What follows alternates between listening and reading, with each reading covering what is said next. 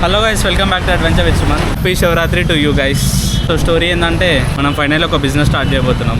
ఆ బిజినెస్ ఏంటి అనేది ఇప్పటి నుంచి వచ్చే వీడియోస్లో తెలుస్తుంది. గెస్ చేయండి, ఫస్ట్ గెస్ చేయండి. ఈ బిజినెస్కి బ్యాక్ బోన్ మా తమ్ముడే.